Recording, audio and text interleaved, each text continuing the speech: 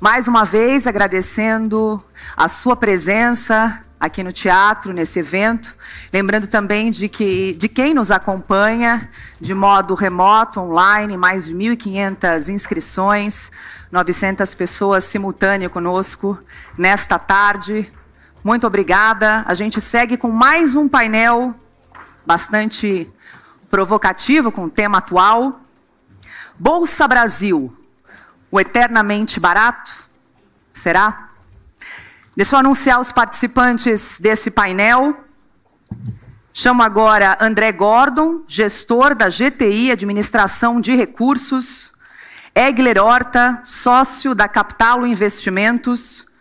E Márcio Luiz Pereira, cogestor de renda variável e head de research da Icatu Vanguarda. Com mediação de André Leite, da TAG Investimentos.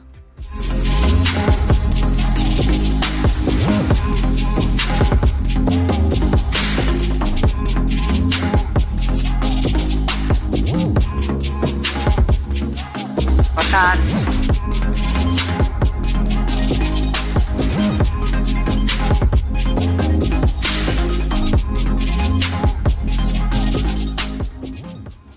Boa tarde a todos, sejam muito bem-vindos. André, com você. Boa tarde a todos. Eu presumo que boa parte de vocês, quando viu que esse painel ia ser sobre renda variável, pensou seriamente para o café, né? Bolsa brasileira, não, acho que eu vou para o café. Então, aos que ficaram, agradeço. Até por conta disso, a gente fez questão de trazer um time de peso aqui, né? Esses três gestores aqui têm, na média, aqui, 30 anos de experiência. Todos os três, quando você olha para o retorno deles, anualizado de longo prazo, não só, né, bateu o CDI, como os três aqui têm um retorno, tem um excesso de retorno sobre o Ibovespa anualizado de 7% ao ano sobre ano, ali dando 7 pontos a mais do que o Ibovespa. Então, nosso objetivo aqui, naturalmente, é mostrar que existe bolsas e bolsas no Brasil, né? Renda variável e renda variável. Então, começando aqui, pergunta para os três, né? Provocação para os três, né? E o que vocês acham? A bolsa realmente está tão barata assim? Eu vou seguir a ordem do peso, né? Aqui o time de peso em todos os sentidos. Primeiro, obrigado aqui pela oportunidade de estar mais uma vez nesse painel. E realmente a gente espera um dia poder vir falar que a Bolsa do Brasil finalmente andou e é um ativo de classe internacional e precificado como a gente gostaria, né? Mas, de fato, a Bolsa do Brasil é eternamente barata. Eu posso falar, já que estou praticamente há 32 anos fazendo a mesma coisa, e eu me lembro no início dos anos 90 que a gente comprava as ações por uma fração do patrimonial, né? Eletrobras era 12%, 20% do patrimonial, época ainda com hiperinflação. Passamos aí, na época do câmbio muito apreciado, teve um pequeno movimento aí de recuperação pós-Plano Real, né, que 3 anos bons, aí as crises que se seguiram da Ásia, final dos anos 90, culminou com a crise cambial do Brasil em 99, depois teve a virada lá do milênio, 11 de setembro, e aí a eleição do Lula, e que na véspera os 3 principais candidatos falavam em renegociar a dívida, enfim, tinha um risco altíssimo, né? O dólar ultrapassou R$4 a primeira vez, se não me engano foi 2001, final, ou meados de 2002, e de fato a gente pegou um único momento que a Bolsa ficou relativamente bem precificada foi com o boom da China, né, o supercrescimento chinês que levou a uma quase bolha de commodities. O Brasil, como exportador de commodities, se beneficiou, veio muito dinheiro para cá. A gente viu também um boom de IPOs, né, em vários segmentos. As incorporadoras levantavam dinheiro a 3, 4, 5 vezes o valor de seus ativos, né? E a alegria de pobre dura pouco, né? Logo em seguida a gente passou também pelos piores momentos de mercado e pegamos aí, tivemos a crise dos anos Dilma, né? O PIB brasileiro caiu por 10 trimestres seguidos, né? Uma queda, foi a maior queda na era republicana. o desemprego subindo, o mercado todo muito deprimido. Veio o impeachment, a gente passou a ter o tal do voo de galinha, né? Uma virada de eixo. Tivemos aí 6 anos que teriam sido excepcionais, salvo pela pandemia, que trouxe alguma volatilidade no caminho. E cá estamos, né? Quer dizer, as coisas estavam mais ou menos arrumadas, o novo governo assume e sem aquele compromisso fiscal que vinha bem ou mal ancorando alguma estabilidade. E, obviamente, quando você tem uma incerteza quanto ao endividamento público, a capacidade de pagamento, e lembrando que, dessa vez, partindo de um nível de dívida mais alto do que em momentos análogos do passado, obviamente, o prêmio de risco aumenta, a gente vê o juro real, por exemplo, nas NTNB curto, na faixa de 9, ao longo da curva próximo de 7, você vê, a gente tem um alfa aqui em torno de 7, né, sobre o índice.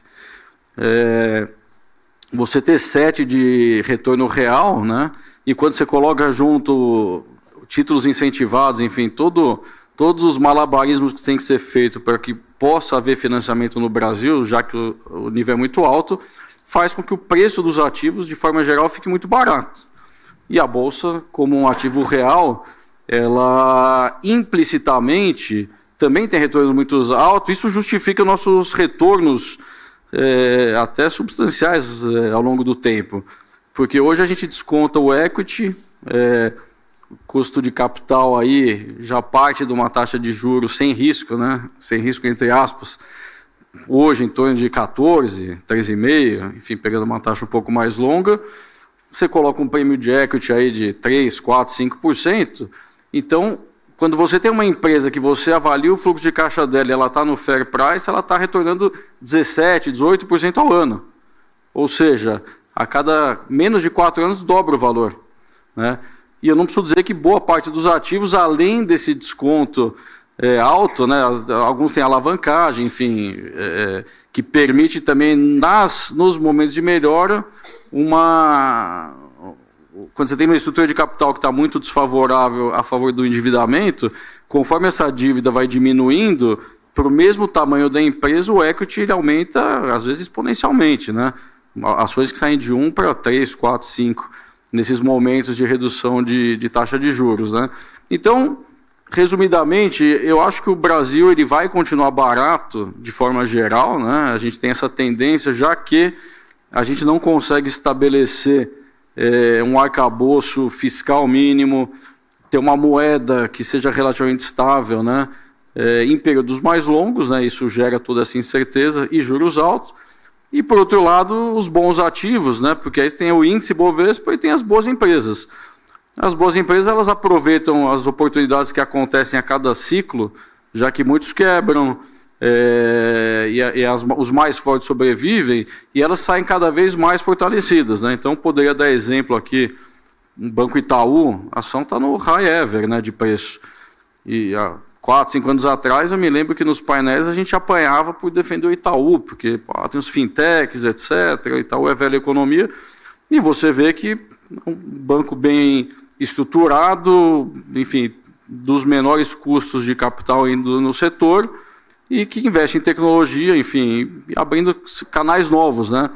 E gerando um retorno aí, quer dizer, se a gente for falar um retorno acima de 22% ao ano, 26% ao ano, na parte do Brasil, ou seja, o risco é alto, o retorno é alto para compensar. Quem consegue sobreviver nesses cenários, e são vários ciclos distintos, acaba tendo o seu preço, e alguma hora esse valor ele é destravado para o preço. Ou via dividendo, né? Pega uma Odontoprev, citando ela, que publicou hoje o resultado, né? E me chama a atenção porque a primeira vez que eu li o Odontoprev, ela valia 500 milhões de reais. E hoje ela está rodando a 600 milhões de reais, 650 milhões de lucro líquido. E distribuindo tudo, né? Esse é o lucro, ela distribui literalmente 100% do lucro. Então, nesse período aí de 13, 14 anos, uma empresa multiplicou, hoje ela é barata, né? Ela é barata porque você desconta ela uma taxa altíssima, né? Então, o Brasil é isso, a gente tem essa vocação para ser barato, o que não significa que não se deve investir. Perfeito. Egler. Bem, Eu concordo com o histórico aí que o Gordon passou, né, que eu acho que vale adicionar, e até falando um pouco da maneira que a gente gosta de olhar os investimentos em bolsa aqui no Brasil, né? Acho que o Brasil é um país cíclico. Os ciclos econômicos no Brasil tendem a ser bem pronunciados, né? Às vezes o juro, como a gente viu agora, sai de 2 para 15, a empresa que está alavancada, que era uma boa empresa, pega num contrapé, ela tem uma dívida alta, não consegue pagar a dívida, tem que se financiar em bolsa. Então, assim, a gente acha que, olhando para os números, a bolsa hoje, se você olhar para o índice Bovespa ali, negocia em torno de 8 a 9 vezes earnings, que é mais ou menos a média que ele tem negociado desde 2002, né, quando o novo governo assumiu, né? Se olhar numa média mais longa, a gente chegou a negociar em múltiplos maiores, mas eu acho que era um outro framework econômico, né? Estava num processo de redução lá do Estado, tentativa de diminuir a dívida e tal. E agora, com o déficit, com essa sinalização que ele vai rodar num patamar mais alto, acho que é normal, no final, o país como um todo fica mais barato, né? A renda fixa fica mais barata, né? Ou seja, os juros ficam maiores e a bolsa tende a ter um prêmio maior também, assim. Dito isso, assim, a única preocupação que eu tenho é o momento do ciclo econômico que a gente está, né? A gente está subindo juros aí há um ano e pouco, provavelmente está no final já dessa alta de juros, mas a gente sentiu muito pouco impacto na economia de toda essa alta que foi feita. Então, eu acho que, e por isso que eu acho que a gestão ativa ela é importante, né? O efeito dessa alta de juros nos lucros de cada empresa vai se dar de uma maneira diferente. Vai ter gente que vai sofrer mais, tem gente que vai sofrer menos. Então, assim, quando se fala da bolsa como um todo, não é uma massa ali uniforme, né? Você vai ter muita oportunidade ali, porque vai ter gente que vai cair muito lucro quando a economia desacelerar, tem gente que vai até ter uma oportunidade de comprar um competidor que tá pior, tudo. Então, enfim, eu acho que tem várias bolsas aí, alguns pedaços dela estão baratos, né, e vão oferecer boas oportunidades, e outros eu acho que vão ir muito mal, né? Então, acho que no final é isso, né? Você vai ter que se adaptar aí ao ciclo econômico, e acho que a gente está num ponto que é bem arriscado, porque é justamente aquele ponto que parece que está tudo bem, né? Subiu os juros de 2 para 15 e não aconteceu nada até agora, mas não significa que não vá acontecer. Historicamente acontece, né? Você tende a ter uma desaceleração, enfim, então acho que é um pouco disso a minha visão hoje. Perfeito. Primeiro, obrigado, André, pelo convite. É um prazer estar aqui participando do fórum.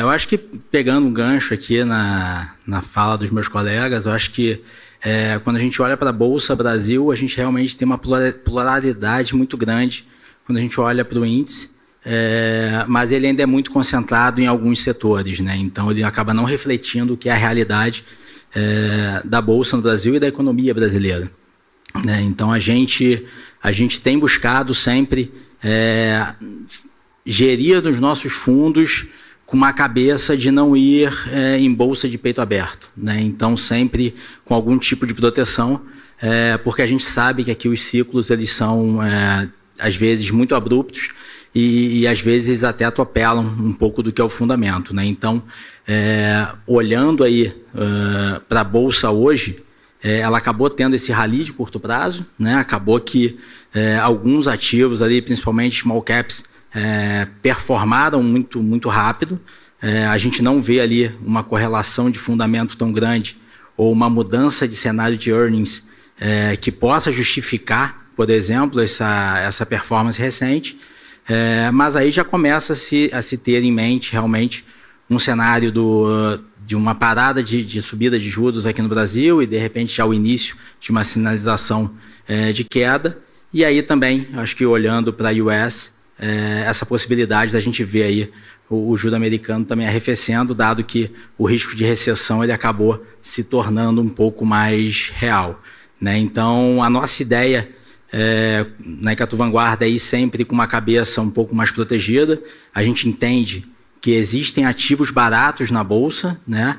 Mas que é necessário fazer um stock picking, né? Eu acho que não dá para a gente comprar o índice e sair de férias, né? A gente tem que realmente fazer um stock picking. Tem ativos que ainda apresentam uma precificação muito barata, apesar de terem performado. Se a gente olha, por exemplo, o setor de utilities continua ali com uma tira implícita muito alta. Então, eu acho que não dá para olhar ali o copo meio vazio, né? Acho que a gente tem que estar sempre olhando o copo um pouco meio cheio, e aí realmente eu acho que se a gente começar a ver uma sinalização de convergência dos juros, seja o US quanto o Brasil, a gente vai ver com certeza uma antecipação desse movimento via os ativos em bolsa, né? Perfeito. Um pouquinho sobre estilo de gestão, né? Curioso que vocês três têm excelentes resultados, né, de longo prazo, um alfa até parecido entre si, porém a gente que acompanha, está com vocês no dia a dia, sabe que os estilos são diferentes, né? André Gordon, um gestor mais tradicional, mais valor, e vocês dois um approach um pouco mais tático, um approach um pouco mais utilizando proteções. Então essa pergunta agora vai justamente para o Egler e para o Márcio, né? Queria que vocês falassem um pouquinho de como é que vocês fazem a gestão de bolsa, né? Com essas nuances, com essas diferenças que a gente falou dentro, enfim, desse ambiente mais complexo de Brasil mesmo. Obrigado pela pergunta, André. A gente, assim, na capital, a gente é uma casa que tem muitas áreas, né? Os carros-chefes lá são os multimercados, e aí tem várias mesas operando. Então, a gente investe muito em pesquisa, tanto macro quanto microeconômica, né? E a maneira que a gente encara o investimento em bolsa, eu até brinco, né? Não é nem um top-down, nem um bottom-up. No final, é um circular reference, né? Você está sempre ali revisitando as suas teses macro e revisitando as empresas para ver quando as coisas se alinham e você acha que tem uma boa oportunidade. Então, assim, a gente tende a operar muito com base nas nossas opiniões do ponto que a gente está, do ciclo econômico, do que a gente acha que vai acontecer com os juros, com o câmbio. E olhando para as empresas, a gente tenta olhar, dentre aquelas empresas que a gente cobre, que é praticamente quase todo o universo investível do Brasil, quais que vão se beneficiar mais desse cenário, e aí fazendo uma análise micro bem profunda, né? Enfim, como todo mundo que investe em bolsa deveria fazer, né? Conhece bem as empresas, enfim, tem um conhecimento profundo ali de cada setor, do histórico de cada empresa.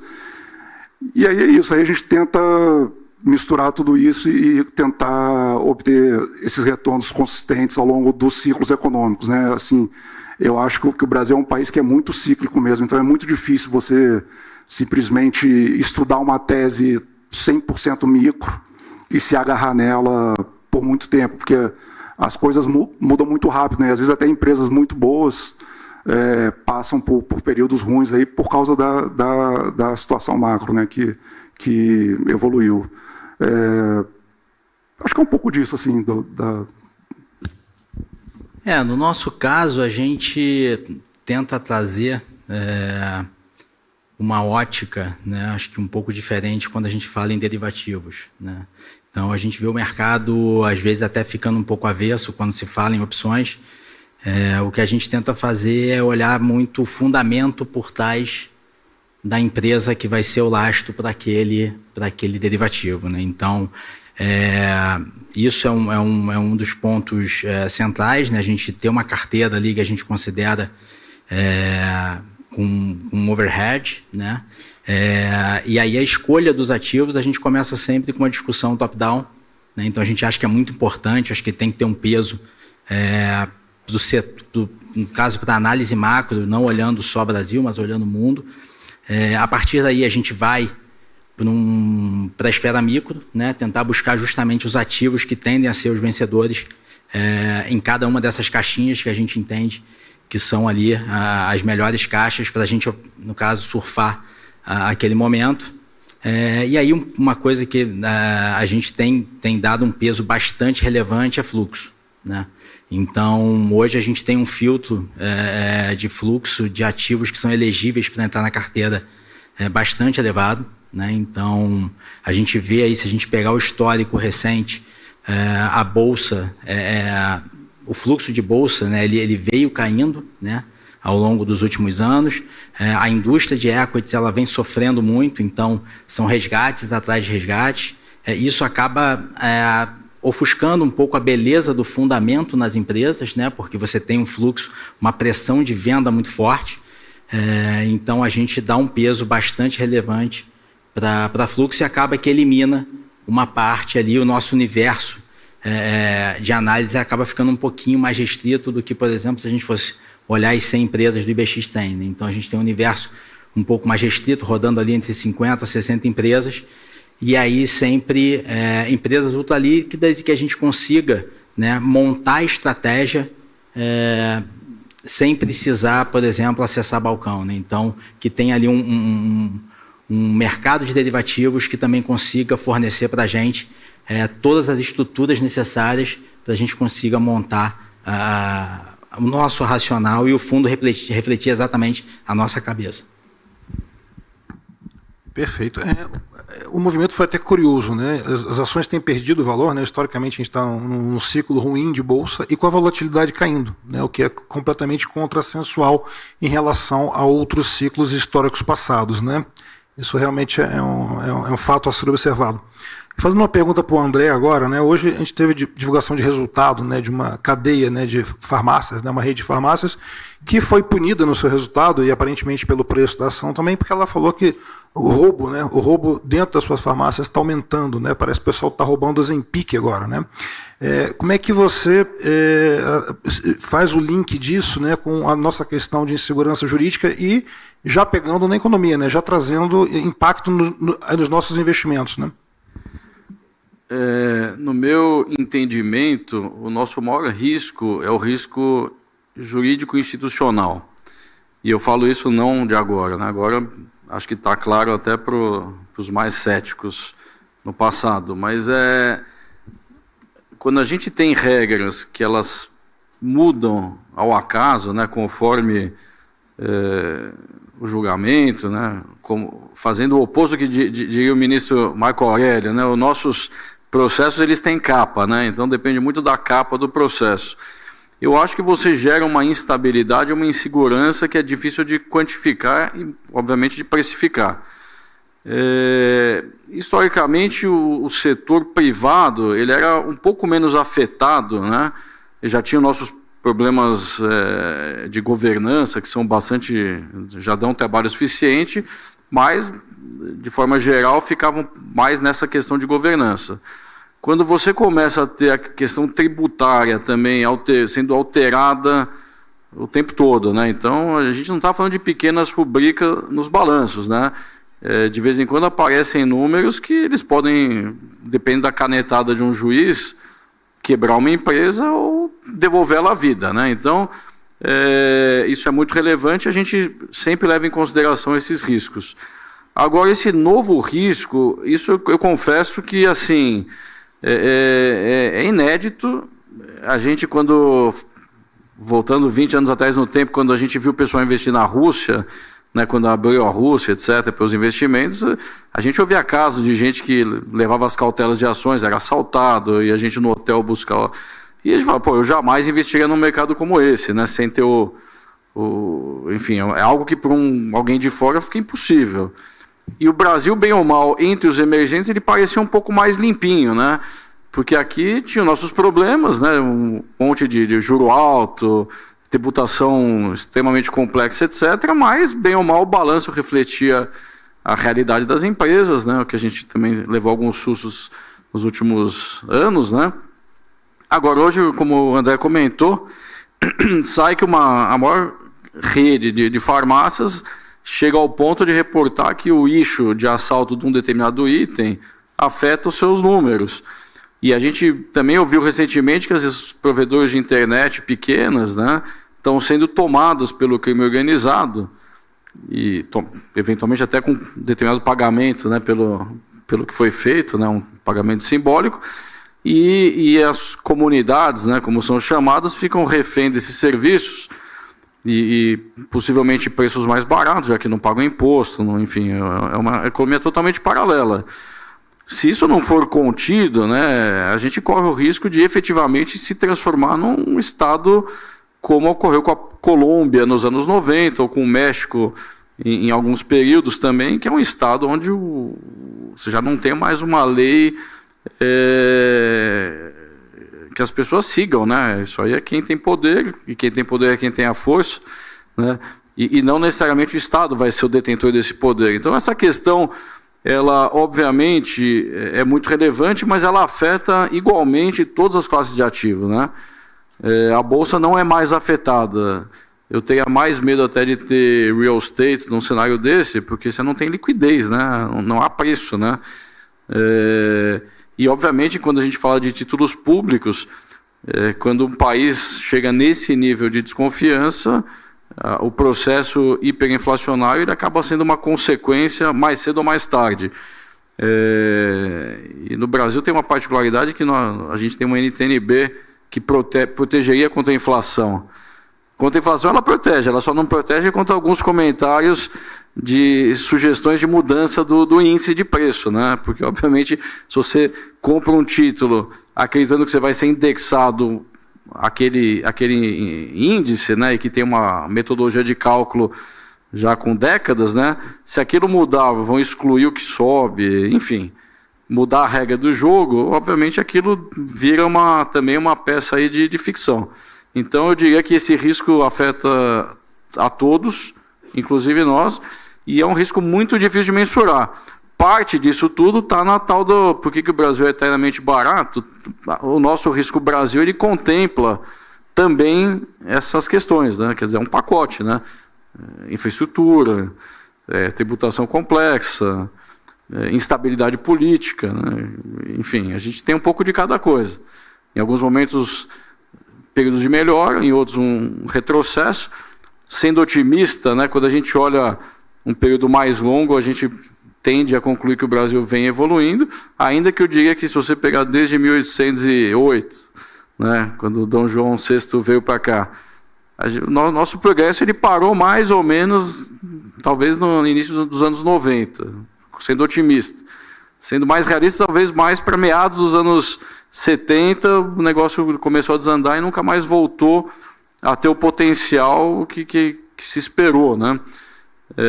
A gente passou até as décadas perdidas, né? Já são 4, se não me engano, né? Com alguns intervalos de alta. E tudo isso aí faz parte ajuda a explicar isso. Não é o crime não é consequência, né? Ele explica, né? Por não haver e começa em cima. Se você não tem as leis sendo claras e sendo iguais para todos e sendo cumpridas, né? Não tem punição para quem descumpre. Obviamente, vira uma terra, como se diz, terra de ninguém. Perfeito. Pegando um gancho na fala do Egler, né, que o juro estava 2, foi para 15, ainda está tudo bem, né? Isso lembra aquela história do sujeito que se joga pela janela, está passando ali pelo 5º andar e fala, até agora está tudo bem, né? Então, olhando esse cenário mais desafiador, né, que em algum momento esse juro vai começar a machucar a economia, vai começar a machucar o balanço das empresas, né? E a pergunta para os três, mas começando pelo Egler, né? Depois o Márcio, que setores ou que empresas vocês consideram que são antifrágeis, né, nesse cenário mais hostil do ponto de vista macroeconômico? Então, assim, só para qualificar um pouco como é que a gente está olhando os próximos 1 ano e meio, né? Você tem essa força grande para desacelerar a economia vindo da alta de juros e, por outro lado, você tem um governo que está em modo eleição.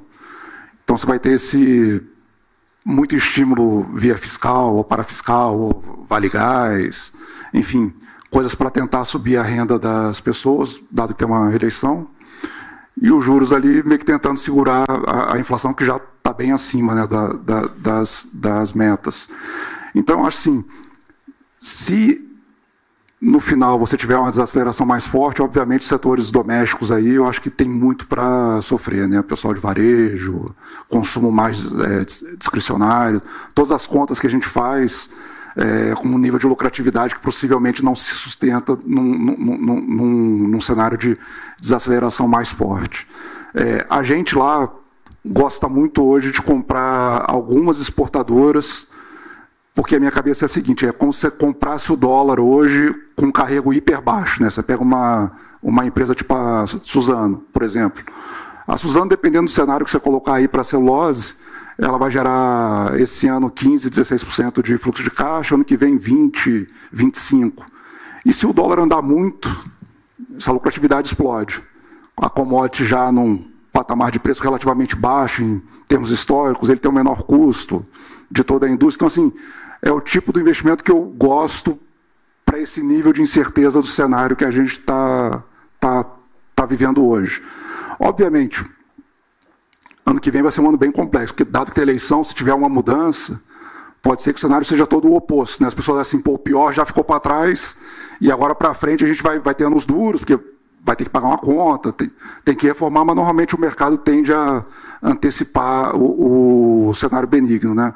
Aí provavelmente vai ser um cenário que você vai querer estar nas empresas mais domésticas, mais alavancadas. Mas hoje, assim, ainda mais depois do movimento que a Bolsa deu nesses últimos 3 meses, principalmente quando você olha internamente, eu estou bem mais focado nessas exportadoras, que eu acho que é um bom hedge aí, e com uma geração de caixa bem boa aí, olhando para os próximos 1, 2 anos. Então, a nossa visão olhando, acho que pegando curto prazo, né, começando, olhando daqui para frente, né, depois desse RAI, tem, acho que teve uma antecipação, né, natural desse cenário. Acho que o mercado ainda não está colocando na conta esse cenário de desaceleração já iniciando ali no segundo semestre, de repente mais ali para o quarto trimestre. Então, a gente tem até evitado um pouco os ativos de varejo, e a gente tem buscado continuar ali com uma exposição bem relevante em commodity. E aí, no caso aqui, olhando mais oil, né, olhando mais para petróleo, a gente entende que o movimento recente de petróleo ele foi muito rápido, e ele já parece estar num nível bastante depreciado. A gente enxerga o movimento que ocorreu, por exemplo, em Petrobras, um movimento que ele foi, ele seguiu ali o movimento quando a gente pega o XLE e compara. Então, a empresa continua gerando muito caixa, a empresa continua tendo ali uma capacidade de distribuição muito forte. Quando a gente compara com players ao redor aí do mundo, a gente vê que ela continua sendo a empresa mais rentável, apesar de ser uma empresa de economia mista, uma empresa que às vezes tem uma certa direção um pouco duvidosa sobre CAPEX e a própria gestão do ativo. Mas a gente entende que é uma posição que faz sentido carregar nesse momento. Eu concordo com o Hegler, eu acho que Suzano surge aí como um player que ele parece estar muito bem posicionado para surfar aí os próximos 10 anos. Né? Claro que tem sempre um risco de fazer um investimento, de fazer uma aquisição, mas não parece que vai vir algo transformacional, como foi, por exemplo, o evento Suzano Fibra, ou era, por exemplo, a hipótese ali deles comprarem a International Paper. Né? Então, a gente olha para frente, a gente também enxerga ali uma geração de caixa ali rodando entre 15% e 20%, quando a gente olha para os próximos anos. Né? E aí, eu acho que, olhando já para um médio prazo, vai depender de como vai começar a ganhar corpo essa questão eleitoral. A gente, a nossa visão ainda é cedo, né, para esse efeito já começar a bater. A gente entende que ali para o final do ano, início do ano que vem, a gente realmente já vai ter um posicionamento da direita de quem vai ser o candidato, e é isso aí sim, eu acho que já pode começar a realmente criar um humor no mercado mais pró-risco ou até mais defensivo. Né? Mas aí para o médio prazo, se realmente tivesse esse cenário de uma mudança de governo mais centro-direita, talvez realmente os ativos, olhando ali para varejo, olhando um pouco para a economia doméstica, eles comecem a performar, já colocando ali a hipótese realmente da gente começar a ver um cenário de um fiscal um pouco mais controlado, né, que seria ali basicamente a base para a gente ver esse juro voltando para um patamar médio mais razoável. Eu fico feliz de ver que as ansiedades são as mesmas, né? E mostra que a gente está, de fato, no caminho certo, né? A gente, desde o processo eleitoral anterior, a gente entendia que o problema principal do Brasil ia ser o fiscal, e a gente fugiu, à medida do possível, de tudo aquilo que tivesse geração de caixa em reais. A gente buscou exportadoras, né? Principalmente em empresas de menor beta, né? Ou seja, aquelas que seriam menos sensíveis à desaceleração da economia, né? Então a gente vem estando com esse portfólio, algumas mudanças táticas, mas ele vem mais ou menos com o mesmo perfil nos últimos 3 anos, né? Por isso que eu falo, eu me sinto tranquilo com os ativos que eu carrego, né? Então a gente tem, por exemplo, exposição em commodities através da Vale, da Suzano, da Gerdau, uma posição pequena na CBA, isso sem falar nas agrícolas, né? A gente gosta muito da SLC, e que são empresas que, assim, se o Brasil der muito errado,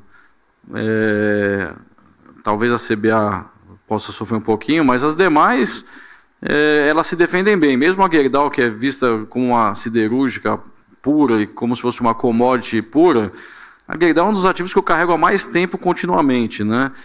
Tirando 2 anos aí no ápice da bolha de 2008, da bolha de commodities, né? Eu tenho Gerdau desde 96, continuamente.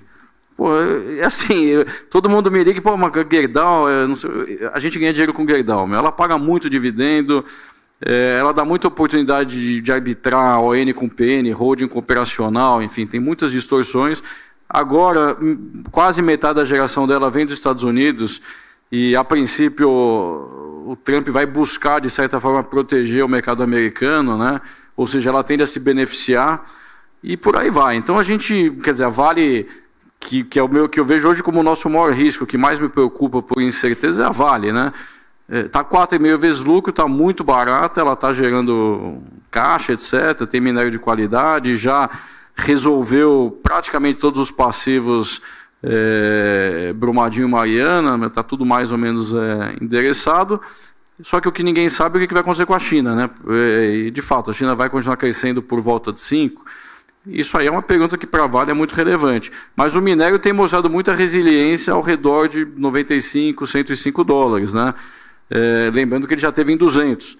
Então, assim, no cenário atual, um cenário que fique de lado, a geração aí é 4 a 6 vezes lucro nessas empresas, né? Agora, se por acaso a moeda, o real perder valor, ou se tiver uma melhora da economia internacional, que vai acontecer com a queda dos juros nos Estados Unidos, né? Uma tendência que em algum momento também volte a reacelerar. Essas commodities vão subir, vão gerar muito caixa. E eu acho que a transição, né, quer dizer, ainda há muita incerteza, né? No Brasil tudo é incerto, inclusive o passado, né? E aí a eleição no Brasil, infelizmente, todas elas é um jogo binomial, né? São coisas antagônicas, né? Então você sai de um modelo que é o Estado crescendo para um modelo que é Estado menor, tirando os outros detalhes. E a gente, depois de 30 anos de quase socialismo, né,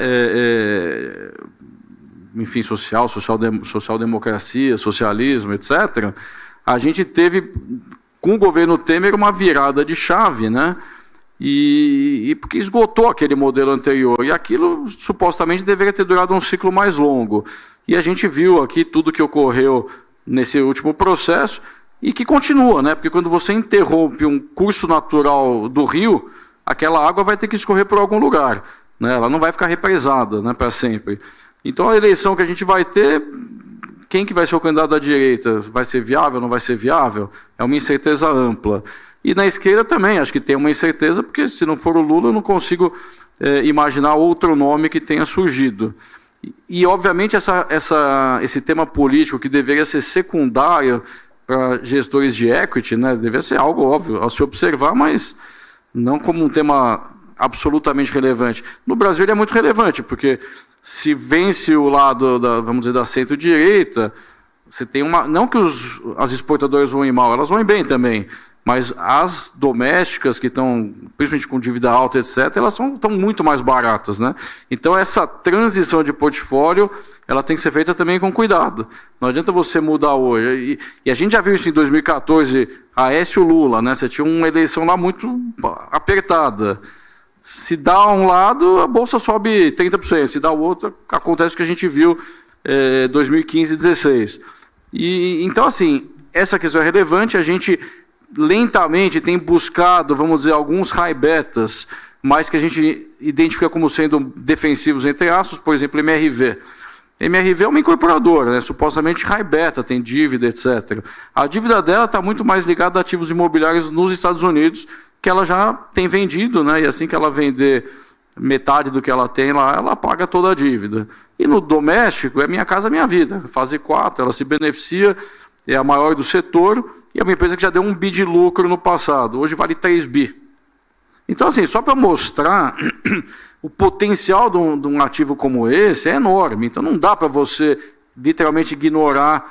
Quer dizer, mesmo a gente tendo uma cabeça um pouco mais bega, a gente identifica alguns ativos assim, porque a questão de tempo eles vão, ela funciona muito bem, e bem ou mal no setor de incorporação, ela está num segmento que, vamos dizer, a última coisa onde o governo deixaria de... É uma das poucas coisas que funciona bem em termos de política pública foi talvez o Minha Casa Minha Vida.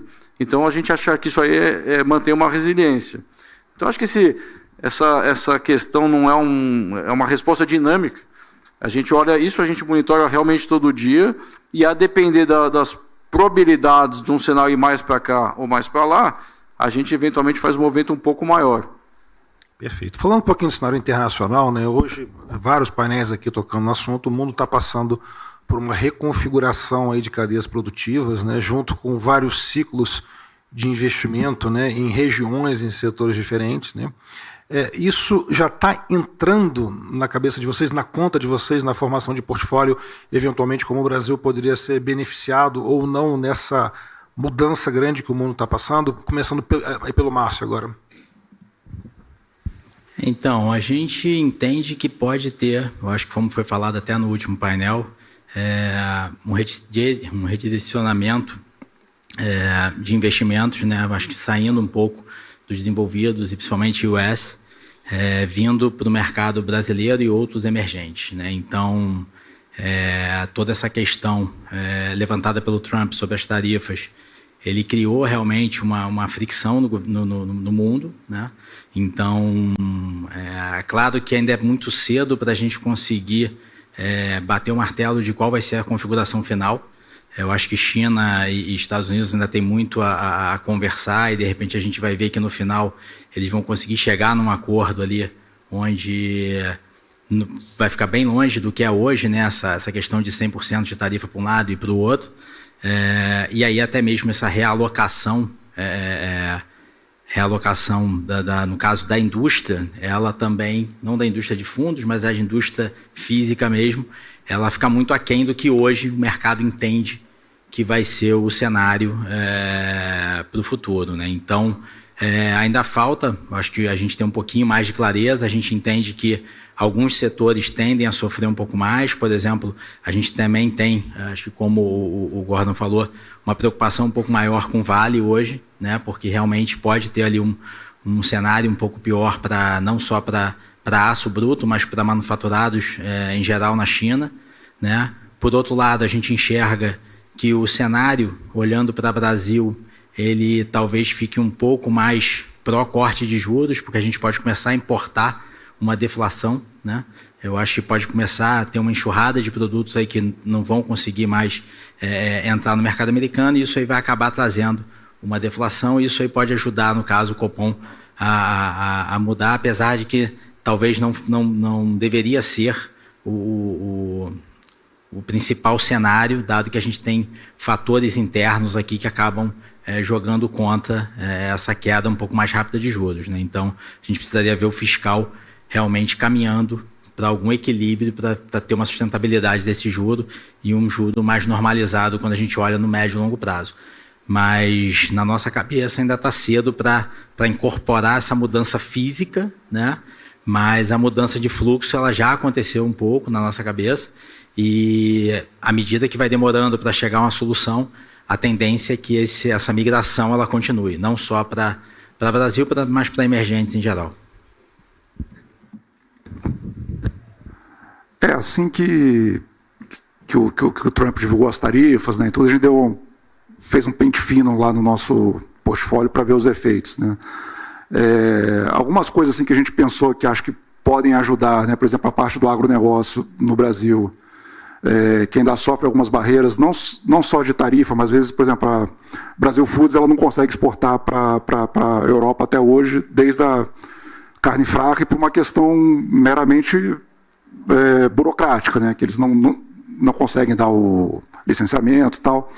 Num mundo que fica mais difícil as cadeias de comércio se movimentarem, eu acho que vai ter uma benevolência de você procurar parceiros mais confiáveis que possam te dar aquele suprimento, principalmente de coisas básicas, né? Então a gente acha que, enfim, o agronegócio no Brasil tem um espaço para capturar um pouco desse mercado. Os Estados Unidos acaba que é um grande competidor nosso, né? Principalmente em grãos.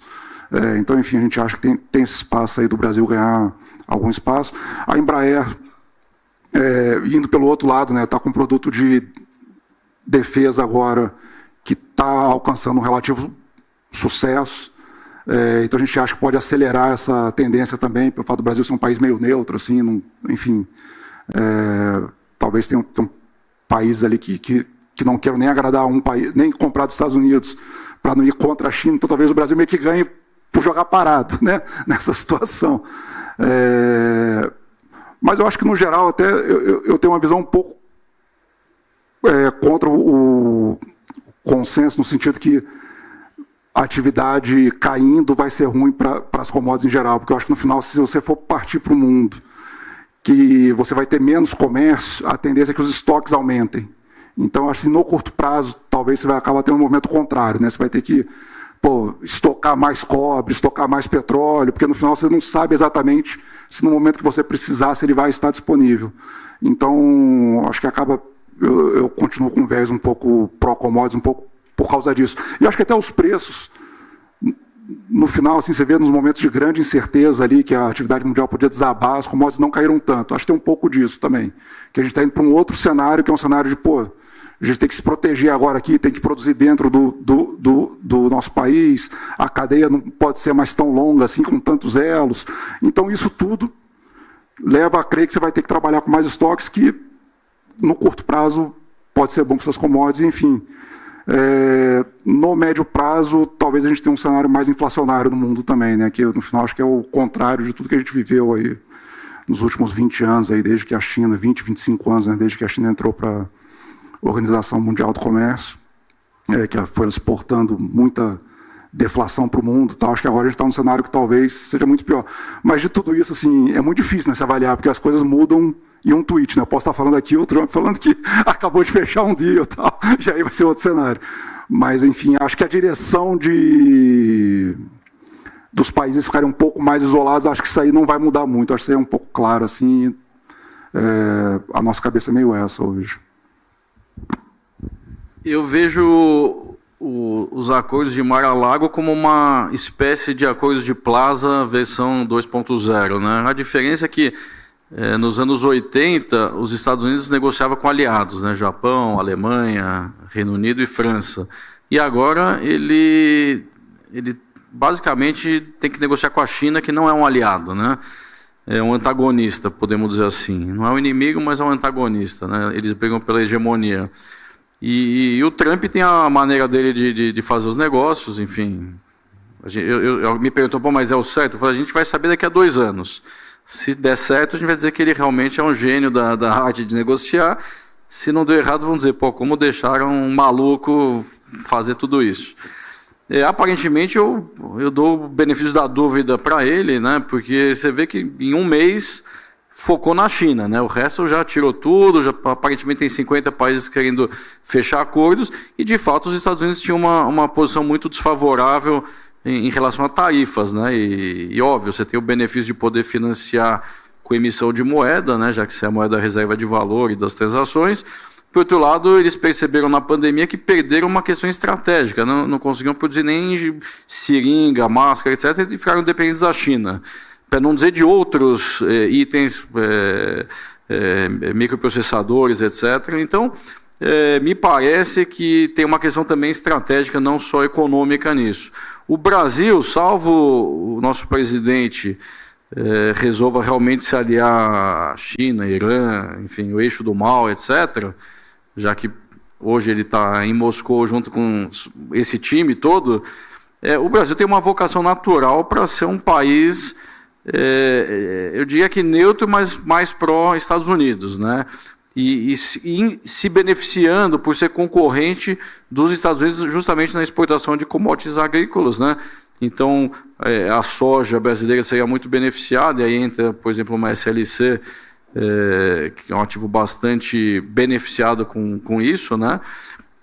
Mas eu vejo que o Brasil ele tem uma vocação, ele é um país que dá sorte, né? Tanto quando teve a guerra entre Rússia e Ucrânia, o Brasil ele é autossuficiente em energia e consegue ser provedor de diversas matérias-primas importantes. E eu também não sou tão pessimista com commodity, mesmo numa desaceleração, porque eu vejo que o que levou o acordo de Plaza, né? Levou o Japão a perder força com as exportações e ter que investir na economia doméstica através de juro baixo e estímulos internos. A mesma coisa vai acontecer com a China, né? Se ela realmente chegar nesse ponto. E aí eu vejo que a China tem muito mais vocação para investir em infraestrutura do que no varejo. Então, possivelmente, para compensar as perdas em termos de transações correntes, a China vai ter que estimular, via redução de compulsório, estimular o setor imobiliário, mas vai ter que estimular a atividade doméstica e infraestrutura. E aí volta o minério de ferro, né? Então, assim, a gente hoje ainda tem muita incerteza, porque, como o Egler falou agora, né, um tweet pode mudar tudo, fazer tudo parecer... Então, você tem que buscar os ativos resilientes e que ultrapassam essa tempestade aí. Então, acho que é isso. Interessante, né? Como três gestores que não se falam no dia a dia, né? Têm estilos, inclusive, bem diferentes entre si, os três privilegiando commodities, né? E o mundo, né? A gente viu isso nos painéis anteriores, é um mundo que está ficando mais isolado, está ficando mais belicoso. E quando você olha para a história, né? E eu estou falando de matéria-prima, estou falando de commodities, sempre que a gente caminha para esses períodos na história, a gente está falando de períodos de escassez de matéria-prima, né? E de uma forma ou de outra, os três estão identificando esse vetor, né? Interessante essa observação, esse ponto em comum aqui entre os três. Indo para o final do nosso painel, né? A última pergunta. Imagina que vocês três, né? Acho que todo mundo tem filho aqui, que vocês possam escolher apenas uma ação para colocar numa caixinha e os seus filhos vão abrir essa caixinha daqui a 20 anos. Né? Que ação seria essa? Começando aqui pelo Márcio. Aqui. É difícil, né? Assim, acho que se fossem 10 anos já era difícil, agora 20... Não, assim, eu acho que, fugindo um pouco do trivial, né? Acho que, por exemplo, Itaú seria um case que a gente vê aí que ele gerou valor nos últimos 10 anos, ele continua entregando um ROI bastante elevado, mas acho que fugindo um pouco desse trivial do Itaú, eu hoje acho que eu escolho, por exemplo, Suzano, dado a natureza do negócio, dado o que eu estou vendo de potencial de geração de caixa, né? Eu acho que é um case que ele apresenta uma saúde financeira, ele se mostrou resiliente em vários períodos, né? Então acho que é um case que realmente acho que ele tende a ser vencedor quando a gente olha um período longo, talvez 20 anos seja bastante, mas eu acho que é um case que eu acho que tende a se sair muito bem num período longo.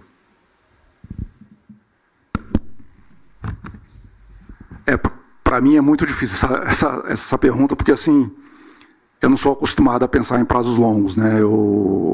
A gente lá gosta de pensar horizonte de 6 meses, no máximo 2 a 3 anos, que a gente acha que é o que a gente, bem ou mal, consegue ter alguma visualização, né? Se olhar os últimos 10 anos no Brasil, que nem são uns 20 anos, você já teve um impeachment, uma Covid, juros foi a 2, juros está indo para 15, e os portfólios que você tem que ter em cada situação, eles são completamente diferentes, assim. Eu assim, só para não deixar sem resposta, eu concordo com o Márcio. A Suzano tem uma vantagem que ele produz um produto básico e ele é o menor custo. Então, teoricamente, é um cara que vai durar por muitos anos, né? Obviamente, tem ciclos, vai subir, vai cair. Pode ser que surja alguma tecnologia que substitua, pode, mas assim, eu acho que está até indo para o outro lado, né? Na verdade, os produtos recicláveis estão substituindo, né, os mais ligados aí a petroquímico e tal. Então, eu com todos os disclaimers que eu não gosto de pensar em horizontes muito mais longos, aí de 2 a 3 anos, eu escolheria a Suzano também. Pergunta capciosa, né? Porque, de fato, em 20 anos, como foi dito, os ciclos mudam e, a depender do ciclo que a gente tiver, tem empresas que podem deixar de existir. E quando você pensa em alguma coisa que só vai ser entregue daqui a 20 anos, ela tem que existir, né? E aí eu me pergunto, o que no Brasil tem maiores chances de sobrevivência? Se fosse alguns anos atrás, eu até falaria Itaú, porque banco até um banco mal gerido era um bom negócio. Hoje eu já não falaria nenhum banco, né, não citaria. Onde o Brasil tem uma vocação natural é no setor agro. Né? O setor agro realmente é o setor onde a gente tem uma vantagem competitiva bem relevante. Por quê? Porque não depende do homem. A maior parte não depende da gente, é sol, terra e água, né? Isso a natureza proveu. E, obviamente, também tem Embrapa que ajudou bastante, mas o fato é que o Brasil, nesse campo, ele não só é autossuficiente, como nos últimos anos ele passou, seja nos setores de proteína, vegetal ou animal, a ser um grande exportador global. E isso é uma vantagem que é muito difícil alguém substituir. Você tem competidores, mas é um setor que ele tem uma tributação mais baixa, né? Até porque se você botasse a tributação do resto da economia nele, você acaba com tudo, e aí a gente morre de fome. E então é um setor que tem um lobby muito forte, né, que tende a ser muito forte ao longo dos anos. Então, olhando o portfólio como um todo, a gente vê a SLC não como a ação que a gente vê o maior retorno potencial, inclusive nosso target se não me engano, perto de R$30, 28, não é um upside tão relevante, mas ela é uma empresa que ela tem terras próprias, né? Então hoje ela vale em mercado mais ou menos 2/3 do que o valor de mercado das propriedades dela, e hoje ela arrenda mais ou menos um pouco mais do que ela tem em terras próprias, né? Uma produtividade média em torno de 3, 4% acima da média nacional, super bem administrada. Ela tem os ativos todos que o pessoal esquece, mas os ativos biológicos, né, que todo ano estão lá sendo renovados. É uma empresa extremamente complexa. Quando você vai tentar fazer o valuation, a gente usa até simulação de Monte Carlo, porque você precisa prever preço de soja, preço de milho, câmbio, etc. Mas eu acho que, assim, salvo uma hecatombe, né, e como ela tem uma diversificação geográfica razoável, dificilmente tem uma hecatombe em todo o território nacional que destruísse toda a safra e aí, obviamente, os arrendamentos pudessem cobrar um custo mais alto. Então eu deixaria para os meus filhos a SLC. Perfeito. Então, no Natal de 2045, na árvore de Natal, a gente vai ter Suzano e CLC. Ótimo. Bem, gente, obrigado. Estamos chegando ao final de mais um painel. Aqui, em nome da TAG Investimentos, agradecendo André Gordon, GTI, Egler Horta, Capitalo e o Márcio Icatu Vanguarda. Obrigado, gente.